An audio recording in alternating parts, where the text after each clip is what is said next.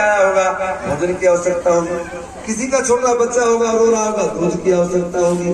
किसी के बूढ़े माँ बाप होंगे तो दवाई की आवश्यकता होगी। जाइए जाइए, आप पुनः अपने कामों में लगिए। गोपियों ने कहा वाह, आंख नीचे करके पैरों से जमीन कुरेदती हैं और कहती हैं वाह कन्हैया, तुम बड़े निठुर हो। पहले तो अपने दिव्य दिव्य लीलाओं के द्वारा हमारे मनोवृत्ति को खींच लिया, और जब मैं सचमुच लोक लज्जा का जा करके आपसे अंग संग करने आई, आपको समर्पित होने आई, तो आप कह रहे हो कि पुनः वापस संसार में जाओ, संसार में जाओ। कन्हैया मुझे एक बात बता दो। बोले क्या? कहा जिन माता पिता सास ससुर जेठ जेठानी की सेवा की बात कर रहे हो, उसमें आपका अंश है कि नहीं?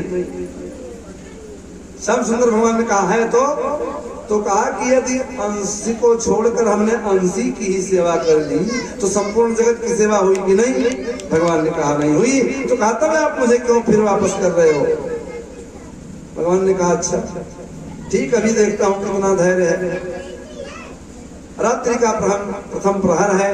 भगवान ने गोपियों के देखते देखते ही अपने को अंतर्हित कर दिया।